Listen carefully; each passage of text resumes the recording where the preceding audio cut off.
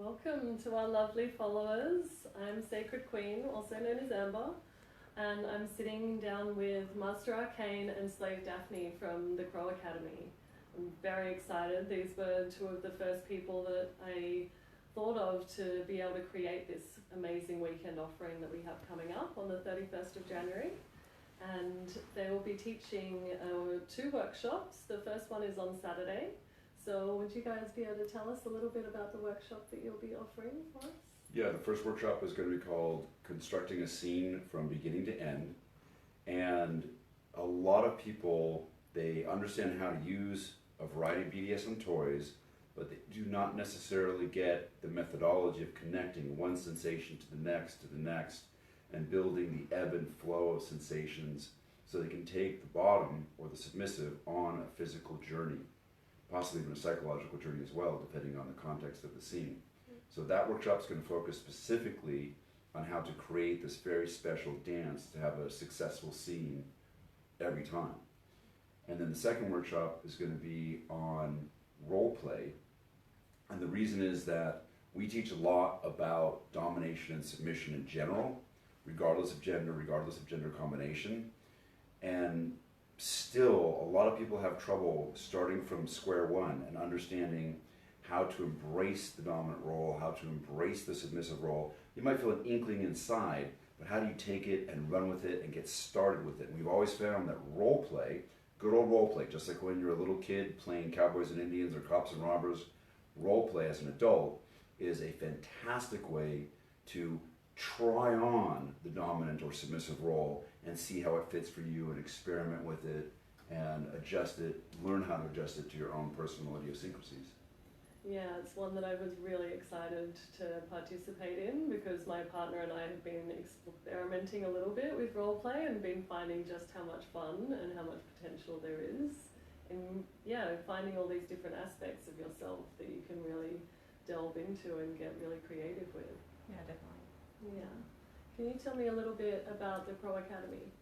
The Crow Academy started in California, and it's all about domination and submission and BDSM, S&M as an art form.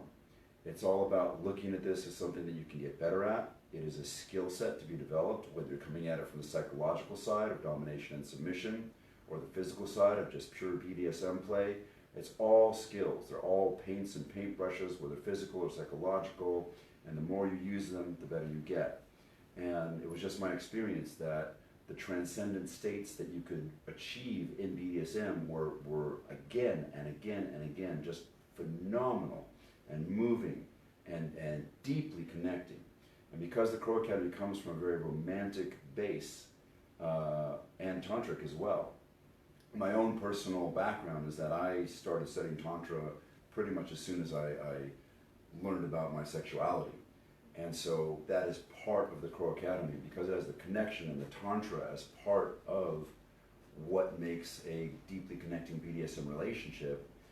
It is something that I share with the world, and I kind of get people to look at BDSM as a way to experience these kind of interactions, not just the physical, not just the role play, but also to take it to a level that is very, very bonding for a couple, can be very bonding for a couple.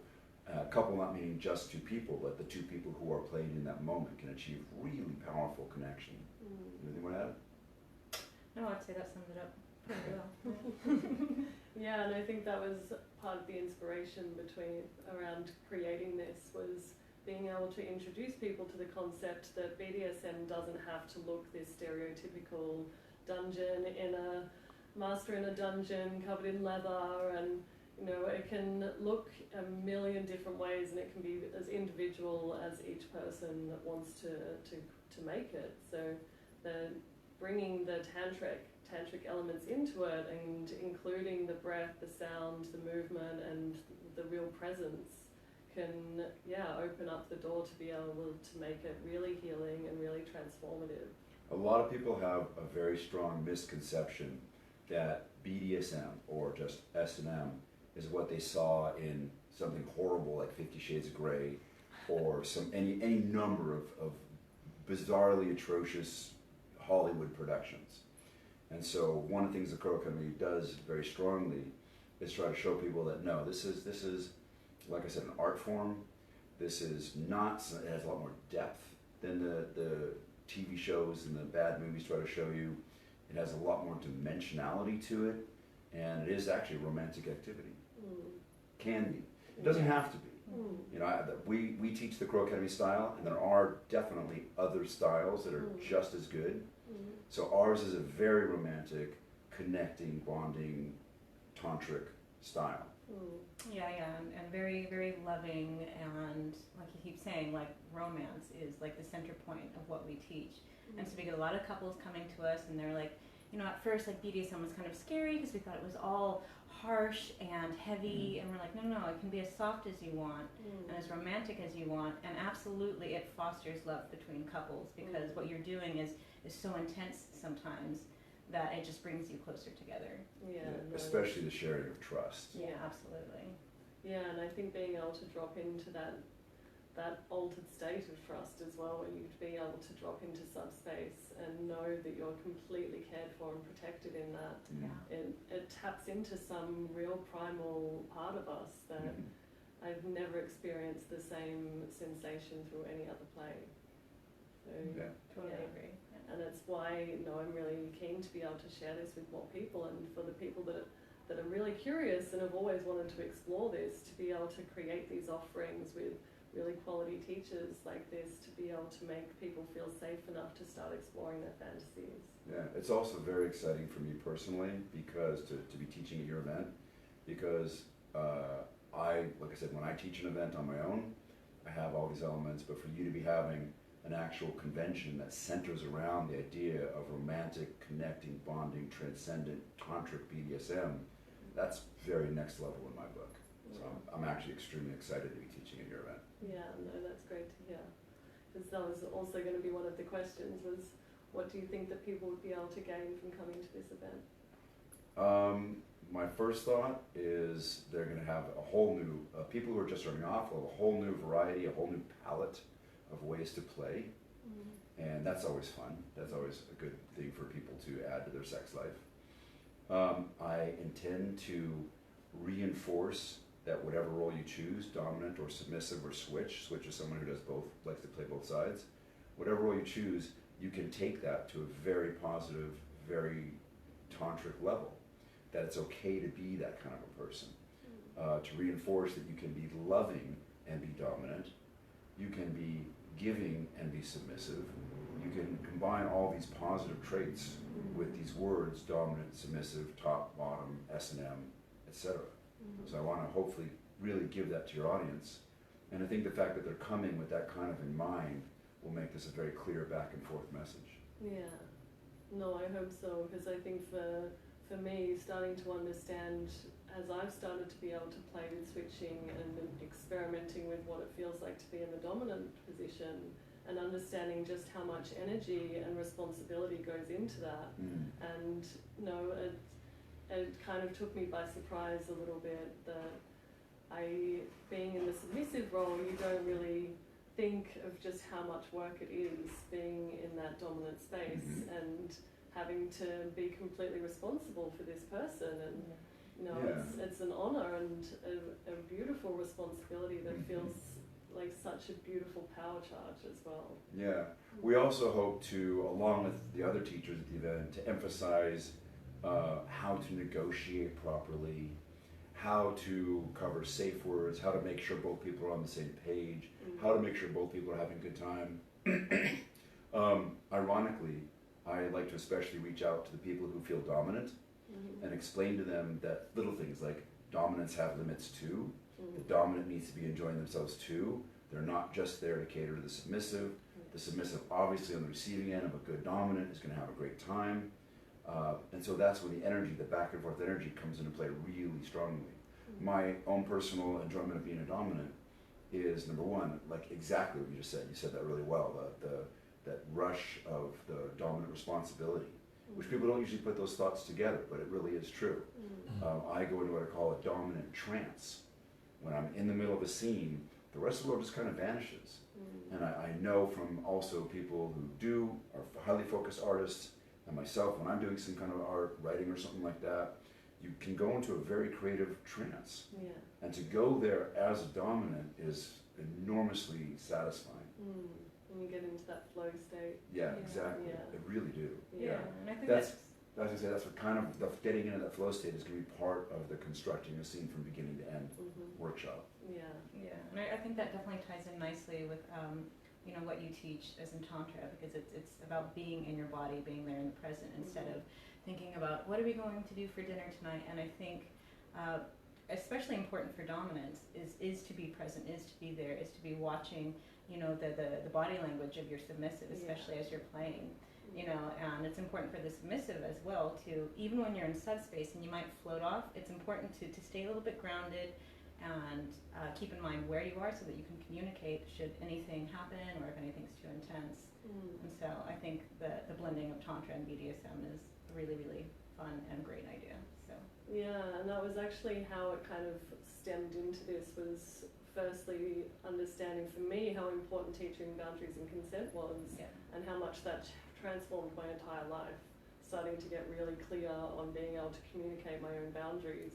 And I was so relieved that I got that piece before getting into the BDSM world, because I don't think I would have been able to play and have the same experience if I wasn't able to communicate that with my play partners.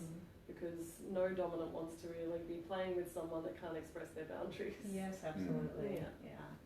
So the one last thing that I'd really like to explain for people, because I've had quite a few people really interested but a little bit uncertain because of the whole 24/7 dynamic. So if we can just explain a little bit about the DS dynamic that you guys are in, and what your ideas around 24/7 relationship styles are. Okay. Well, let me start off by saying that if you go to my YouTube channel, which is just Master Arcane or the Crow Academy YouTube, there is a series of videos called 5 Minute BDSM where we try to cover topics like this very quickly and very succinctly. We have one on there specifically about that I'm going to draw from right now, so to summarize even further. And we talk about the idea that there's a bit of a misconception, a bit of a myth, that if you're not doing it 24/7, which means 24 hours a day, 7 days a week, even when sleeping, technically, you more or less, but literally every waking hour, every waking minute, there is a portion of you that is still connected to your partner in this dominant submissive fashion. Now we do it because we love it, but it is very much like playing a game that you love so much that you don't want to stop playing the game. And it takes a lot of energy, and it takes two to tango. Both people have to really be into it. You can't do it if just one person's into it and the other one's not. So the misconception and the myth that is abounding today is that, again, if you're not doing 24/7, that somehow it's wrong. And that is just not true. That there are many levels, that if 24/7 is right for you, that's great. And, you know, and we're happy to help teach people how to get there and how to balance it and whatnot. But there's also people who, let's say they've got a career that is super demanding and they just don't have time to be focusing on the other person that much. Let's say you're just meeting somebody. You don't want to jump into it. You never want to jump into it 24/7 right away. 24/7 is definitely something that you work up to. So you start off as maybe play partners, and you see how well you fit with each other in terms of your play style and what you're after. Then maybe you move on to saying, okay, I would like to be your dominant, and the other person says, I'd like to be your submissive, or vice versa. And at that point, you can start to explore domination submission, and you have to find, and this is one of the main things that we teach at the Crow Academy, you have to find the level that works for you. Just because your best friend is doing it a certain way, or you went to a club and you saw people doing it a certain way, that means nothing if it doesn't work for you. So you definitely have to reach out and explore and figure out what is your rhythm for both of you. It has to work for both of you. We like to say the dominant commands the submissive serves the dominant, but both people serve the relationship. And in the course of both people serving the relationship, you're creating this sacred DS garden, and it has to be full of the kind of flowers and abundance that works for both people. Absolutely. Yeah, and so it's just really important that people understand that you can tailor it to what works for both people. So whether that's just on the weekends, or if it's in the bedroom only, that's perfectly valid too. You don't have to be on all the time. Mm-hmm. And that's another thing too, is just because we're 24/7, we're not in like strict role all the time. I would say the amount of time that I'm fully like in role, you know, my eyes down, saying, you know, yes sir, yes please master, those kinds of, you know, words and whatnot, is probably about 5%. Yeah. Deeply enrolled, it's about 5% of the time. In my book, Yes. Igniting the Fire, The Art of Romantic Submission, available on Amazon. We have the link below. Yeah. I go into what I call the 6 levels of being in role from the Crow Academy style. And so at the very highest, you've got deeply in role, in the middle of a scene, in the middle of training, something like that. And then there's 4 levels below that get progressively lighter and lighter and lighter. And then there's a level even below that, which is used for when you're at a public event and you don't want to put the burden on other people of having to acknowledge your connection. It doesn't discount your connection at all, but you sort of go into a covert mode, if you will. Yeah. But that's pretty rare, to be quite honest. So the second to lowest level is just called at ease. And the at ease state is good for normal conversation, normal living, normal cohabitation, being out and about. Certain pieces of the DS etiquette are still maintained, but overall it's going to be about 75% of the interaction. So you still have the DS peppering throughout, but you don't have, like she said, you don't have that really intense DS like you see again in the movies, where they make it seem like the person is always like that all the time, which is absolutely a myth. I will put a caveat on my own statement that I just made, which is that there are places you can go in the world where you can experience being in role for a long extended period of time. Like there's a place called the Otherworld Kingdom, which is a female dominant, male submissive environment in, I believe it's in the Czech Republic. And you can go there and you literally pay to, male submissives would pay to be in role non-stop, all the time. But again, that's really just a 24/7. It's still 24/7, but it's temporary in the sense of it's only happening while you're there. But they're at that highest level of being in role the whole time, unless the dominatrix to which they're assigned gives them permission to be in a lighter mode, which does happen. I have friends who've been there and they've described the whole process. But otherwise, in terms of living a DS relationship and a 24/7 relationship, just down here on normal Earth, it is a matter of acknowledging when you're going to shift back and forth up and down those levels, and also making it work with your real life. At the end of the day, all dominants, all submissives, all tops, all bottoms are real people with real needs and real desires and whatnot. And this has to be part of integrating a highly functional DS relationship, in my opinion. Thank you. Yeah, I think this was a big part of my own curiosity when I first came across your work, was starting to read more into it and feeling like, oh, I don't think I'm ready or wanting to be in a 24/7, but understanding that there was still so many elements to be able to learn from that, and being able to apply the parts that did seem really relevant to me, and finding out where me and my partner agree on what parts we actually want to be able to include. Yeah, you're describing the initial negotiation, which I always capitalize that with the capital N, because it's so critical. And we're talking about teaching both your crowd and anybody who wants to listen about the idea of consent, the idea of negotiation, the idea that you may be having a great time on any level with somebody who you want to take the time to make sure you're on the same page, make sure you want the same things. Obviously from one side of the coin and from the other side of the coin, but that initial negotiation process where you talk about it, and you can experiment too.